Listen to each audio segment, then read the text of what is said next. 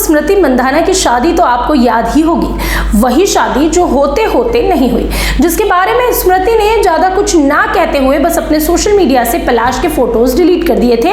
और पलाश के परिवार ने भी स्मृति के पिता की बीमारी का बहाना बनाकर बात को टाल दिया था। इसके बाद पलाश की मां ने दावा किया था कि जल्द ही शादी की नई तारीख की घोषणा की जाएगी, लेकिन इस मामले में समय समय पर अपडेट आते रहे। एक बार स्मृति ने खुलकर इस मामले में अपने सोशल मीडिया अकाउंट पर लिखा और उन्होंने कहा कि ये शादी अब नहीं होने वाली है, वजह वो बताना नहीं चाहती। इसके बाद इस पूरे मामले पर जगह जगह अपडेट हुए, लोगों ने कई कयास भी लगाए, लेकिन अब इस मामले में स्मृति और पलाश से जुड़े एक शख्स ने बड़ा खुलासा किया, बड़ा दावा किया और शादी क्यों टूटी इस पर पलाश पर गंभीर आरोप भी लगाए।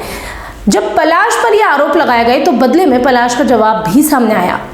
क्या कहा पलाश ने, वो क्या वजह थी जिसके चलते पलाश की शादी टूटी, आइए जानते हैं। नमस्कार, मेरा नाम है कनुप्रिया सत्तन और आप देख रहे हैं राष्ट्रीय जनभावना। पलक मुछाल के भाई सिंगर और म्यूजिक कंपोजर पलाश मुछाल पर हाल ही में विद्यान माने ने गंभीर और संगीन आरोप लगाए। सांगली के रहने वाले विद्यान ने दावा करते हुए बताया कि आखिर क्यों भारतीय क्रिकेटर स्मृति मंधाना से पलाश की शादी कैंसिल हो गई। उन्होंने कहा कि इसकी वजह चीटिंग थी।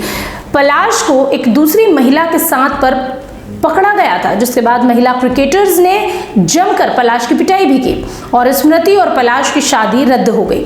विद्यान ने यह भी कहा कि पलाश ने उनसे 40 लाख रुपए की ठगी की। आपको बता दें, विद्यान एक मराठी एक्टर हैं, लेकिन जब उन्होंने ये सारे आरोप लगाए तो पलाश ने भी इसका पलटवार किया और उन्होंने इन सभी आरोपों का जवाब कानूनी रूप से देने का निर्णय लिया है। पलाश ने सभी आरोपों को झूठा कहा और ये भी कहा कि वो बेहद असभ्य इंसान है। साथ ही उन्होंने ऐलान किया कि उनके वकील ने विद्यान के खिलाफ 10 करोड़ रुपए की मानहानि का मुकदमा दायर किया है।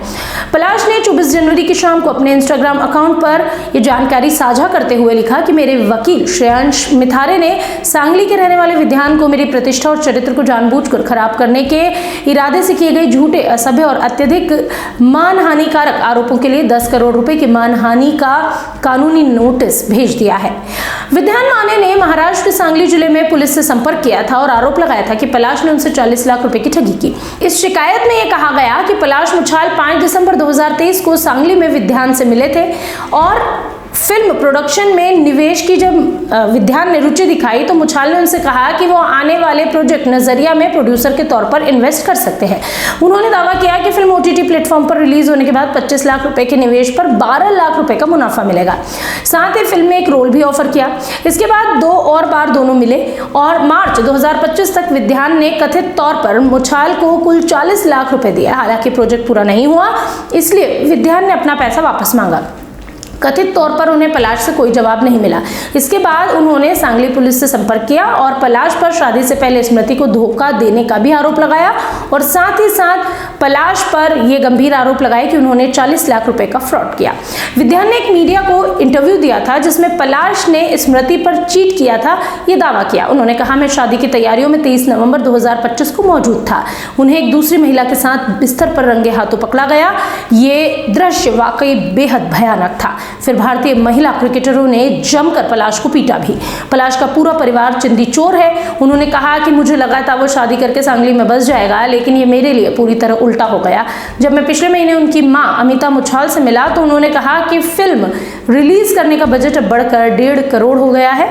उन्होंने मुझसे 10 और लाख रुपए निवेश करने को कहा, लेकिन मुझे कोई पैसा वापस नहीं मिलेगा अगर मैं पैसा नहीं दूंगा, ऐसा कहकर ब्लैकमेल करना भी शुरू किया और धमकी भी दी और यह भी कहा गया कि मुझे फिल्म से बाहर कर देंगे।